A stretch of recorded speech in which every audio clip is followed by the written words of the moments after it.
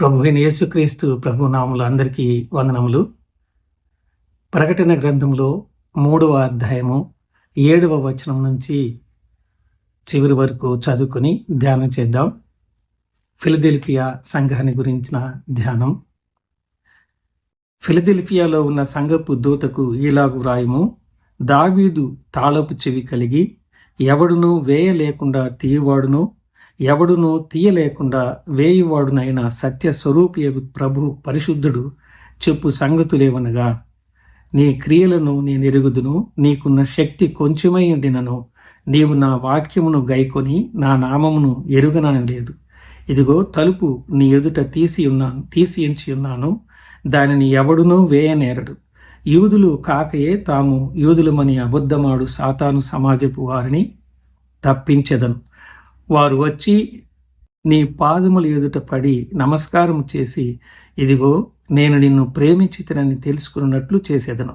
నీవు నా ఓర్పు విషయమైన వాక్యమును గైకుంటివి గనుక భూనివాసులను శోధించుటకు లోకమంతటి మీదికి రాబో శోధన కాలములో నేనును నిన్ను కాపాడేదను. నేను త్వరగా వచ్చుచున్నాను. ఎవడునూ నీ కిరీటము అపహరింపకుండానట్లు నీకు కలిగిన దానిని గట్టిగా పట్టుకొనుము. జయించు వారిని నా దేవుని ఆలయంలో ఒక స్తంభముగా చేసేదను. అందులో నుండి వాడు ఇక మీదట ఎన్నటికి నీ వెలుపలికి పోడు. మరియు నా దేవుని పేరును పరలోకములో నా దేవుని యొద్ద నుండి దిగివచ్చుచున్న నూతనమైన యెరూషలేమును, నా దేవుని పట్టణపు పేరును, నా క్రొత్త పేరును వాని మీద వ్రాసెదను. సంఘములతో ఆత్మ చెప్పుచున్న మాట చెవిగలవాడు వినుగాక. ప్రభు సహాయం కొరకు చిన్న ప్రార్థన చేసుకుని ధ్యానం చేద్దాం. ప్రేమ కలిగిన మా ప్రియ పరలోకపు తండ్రి, ఈ సమయంలో చదువుకున్న లేఖన భాగము మా కొరకే ఆశీర్వదించమని, మీకు మహిమ తెచ్చుకునమని యేసుక్రీస్తు ప్రభు పేరట స్తోత్రములు చెల్లించుకుంటూ ప్రార్థిస్తున్నాము తండ్రి, ఆమేన్. ప్రభునందు ప్రియా సోదర సోదరులారా, ఈ 6వ సంఘము ధ్యానము ఫిలదెల్ఫియాలో మనం ధ్యానం చేస్తూ ఉంటున్నాము. స్ముర్న అనే సంఘాన్ని కూడా ప్రభు మెచ్చుకున్నట్టుగా మనం చూస్తాం. మిగిలిన సంఘాల్లో ఏదో ఒక కొరతను ప్రభు చూచి వారిని హెచ్చరించినట్టుగా మనం చూస్తాం. కానీ ఫిలదెల్ఫియాలో మనం గమనిస్తే ఏ విధమైనటువంటి చిన్న పొరపాటును కూడా కనుగొనకుండా ఫిలదెల్ఫియాని మెచ్చుకుంటూ హెచ్చరిస్తూ ఉన్నటువంటి మాటలను ఈ వాక్య భాగంలో మనం చూస్తాం.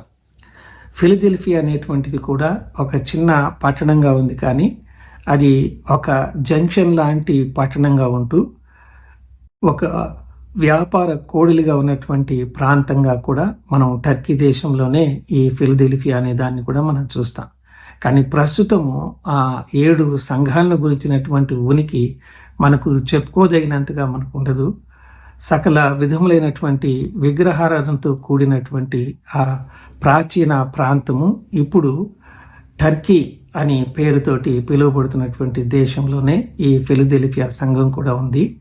ఆనాటి కాలమందు ఏ విధమైనటువంటి ఇబ్బందులు ఎదుర్కోకపోయినా చిన్న సంఘంగా ఉంది, చాలా బలహీనమైనటువంటి సంఘంగా ఉంది, కానీ బలమైనటువంటి దేవునిని కలిగి ఉంది అనేది ఈ ఫిలదెల్ఫియా సంఘాన్ని గురించి ఒక మంచి మాట మనం చూస్తాం. మనకు కూడా ఎంత బలం ఉంది, ఎంత బలగం ఉంది అనే దానికంటే క్రీస్తు ప్రభు యొక్క విశ్వాసంలో మనము ఎంత బలముగా నమ్మకంగా ఉన్నాము అనే దాని మీద ఆధారపడి ఉంటుంది. ఆ విస్తారమైనటువంటి లోక సంబంధించినటువంటి మంది మార్బలం కంటే కూడా జీవం కలిగిన దేవుని యొక్క బలము అనేటువంటిది అతి శ్రేష్టమైనదిగా మనం గమనిస్తుంటున్నాం. దావీదు తాళపు చెవి కలిగి అనేటువంటి మాట మనం చూస్తే, దేవుడు ఆయన పరలోకానికి కానీ పాతాళానికి కానీ ఈ లోకంలో ఏదైనా సరే ఆయన చేతుల్లో సర్వాధికారం ఉన్నట్టుగా ఇందులో మనం చూస్తాం. ఆయన పరిశుద్ధుడిగా ఉన్నాడు, సత్యవంతుడైనటువంటి దేవుడిగా ఉన్నాడు. కాబట్టి ఆయన రాజ్యాధికారాన్ని సంపూర్ణంగా కలిగినటువంటి వాడుగా ఉన్నాడు అని ఫిలదెల్ఫియా సంఘానికి తెలియచేస్తూ ఉంటున్నాడు. నీవు బలహీనంగా ఉన్నావని అనుకుంటున్నావు, కానీ నేను పరిశుద్ధుడనగా, సత్యవంతుడనగా, సర్వాధికారము రాజ్యం మీద ఉన్నటువంటి వాడినిగా ఉన్నాను అని ఆ సంఘాన్ని ఉద్దేశించి, నేను గనక తలుపు తీస్తే ఎవరు కూడా వేయలేరు, వేస్తే తీయలేరు అని తెలియచేస్తూ ఆ తలుపు తెరచి ఉంచినటువంటి అనుభవాన్ని మనము గమనించినట్లయితే మనము ఆ దేవుని యొక్క సువార్త ప్రకటించడానికి సువార్త ద్వారములు ఇంకను తెరవబడి ఉన్నాయి అని ఫిలదెల్ఫియా సంఘానికి, మీరు కొద్ది మందిగా ఉన్నా బలహీనంగా ఉన్నా ఈ యొక్క మంచి అవకాశాన్ని మీరు ఉపయోగించుకొని సువార్త వ్యాప్తిలో, నా రాజ్య వ్యాప్తిలో పాలు పొందాలి అనేటువంటి మాటని తెలియజేస్తున్నట్టుగా మనం చూస్తాం.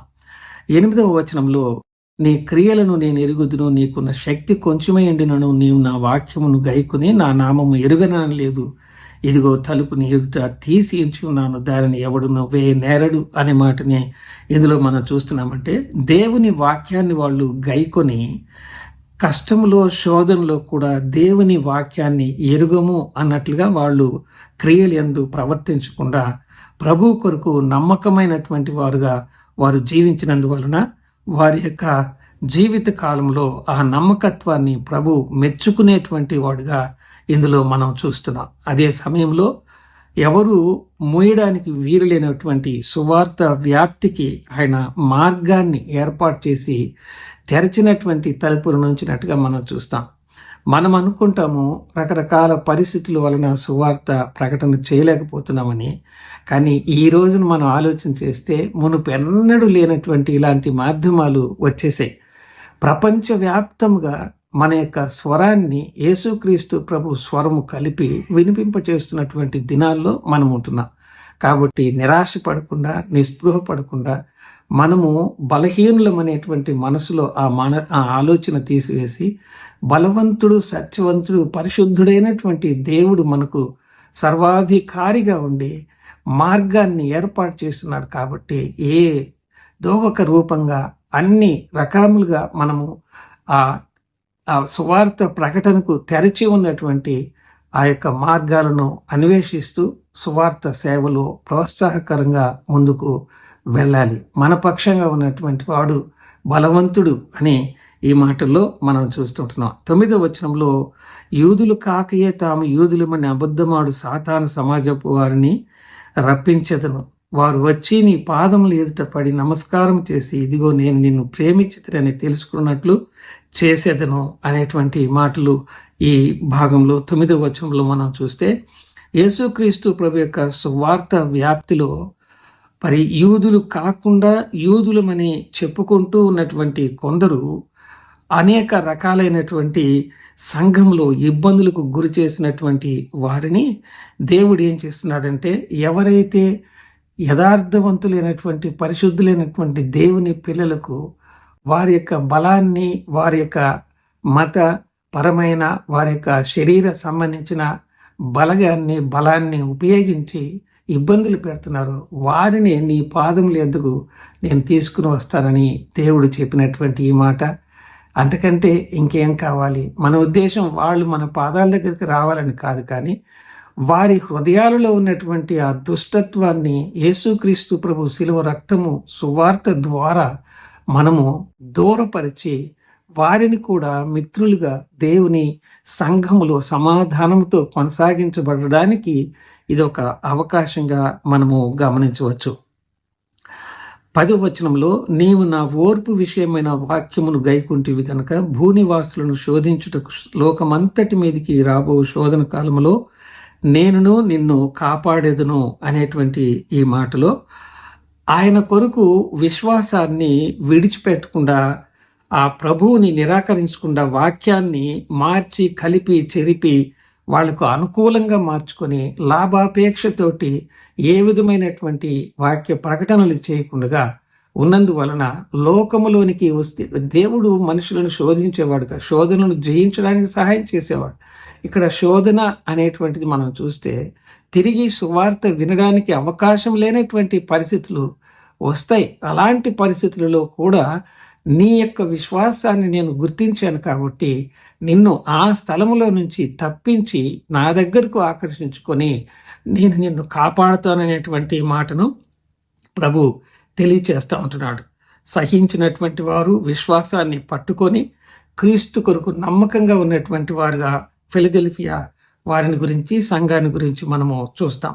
మన యొక్క విశ్వాస పరీక్ష జరిగేటువంటి ఈ దినాలలో మనము ఎలాగున ఉంటున్నాం, ప్రభువును కలిగి బలమైనటువంటి ప్రభువును కలిగి ఉన్నాము అనే మనసుతోటి, సంతోషంతోటి శోధనలను సహిస్తూ విశ్వాసంలో కొనసాగించబడవలసిన వారంగా మనం ఉన్నట్టుగా ఎన్నో మనం చూస్తాం. 11వ వచనంలో, నేను త్వరగా వచ్చుచున్నాను, ఎవడునో నీ కిరీటమును నపహరింపుకుంటున్నట్లు నీకు కలిగిన దానిని గట్టిగా పట్టుకొనుము అనే ఈ వాక్యములు మనం చూస్తే ఏమి కలిగి ఉంది ఫిలదెల్ఫియా సంఘము అని అంటే, ధనధాన్యాలు రకరకాలైనటువంటి పరిస్థితుల కంటే ఎక్కువగా విశ్వాసాన్ని కలిగి ఉంది, జీవం కలిగిన దేవుని వాక్యాన్ని కలిగి ఉంది, దేవుని పట్ల నమ్మకత్వాన్ని కలిగి ఉంది, అన్ని రకాల ప్రజలను ఎదుర్కొంటూ ప్రభు కొరకు సహనంతోటి, ఓర్పుతోటి, సత్యంతోటి, పరిశుద్ధతను కాపాడుకుంటూ వెళుతుంది. కాబట్టి అదే వాక్యాన్ని పట్టుకొని అదే విశ్వాసంలో నిలకడగా ఉండండి అని ప్రభు హెచ్చరిస్తూ,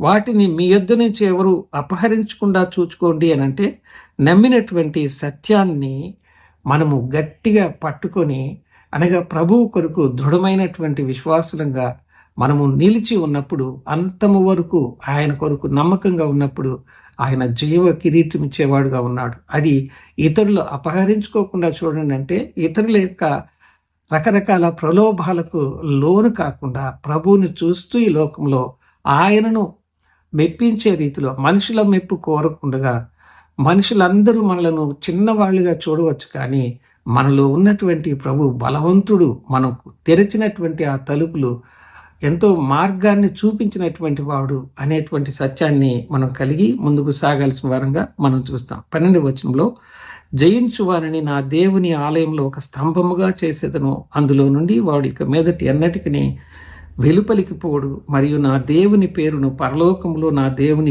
యొద్ద నుండి దిగివచ్చుచున్న నూతనమైన యెరూషలేమును, నా దేవుని పట్టణపు పేరును, నా క్రొత్త పేరును వాని మీద వ్రాసేదను అనేటువంటి ఈ మాటలు మనం చూస్తే, దేవుని యొక్క ఆలయంలో స్తంభముగా నిలుపుదును అని అంటే, అక్షరార్థంగా టర్కీలో 60 అడుగుల ఎత్తు, 20 అడుగుల వెడల్పు ఉన్నటువంటి గుండ్రాతి స్తంభాలుతో నిలయమైనటువంటి విగ్రహారాధనకు ఉపయోగకరంగా ఉన్నటువంటి ఆ పట్టణంలో దేవుని పిల్లల వాళ్ళు అవి శిథిలమైపోయినాయి. కానీ దేవుని యొక్క సంఘ వ్యాప్తిలో ఫిలదెల్ఫియా సంఘాన్ని దేవుడు స్థిరమైనటువంటి విశ్వాసులనుగా ఉంచాడు. ప్రపంచవ్యాప్తంగా ఈ రోజున మనం ఫిలదెల్ఫియా గురించి మాట్లాడుకోగలుగుతున్నాము అని అంటే, ఆనాటి ప్రజలు ప్రభు దగ్గర ఇప్పుడు ఉండవచ్చు, కానీ వారు వదిలిపోయినటువంటి మన కొరకు ఉంచిన ఆ సాక్ష్యాన్ని మనం చూస్తూ ఉంటున్నాం.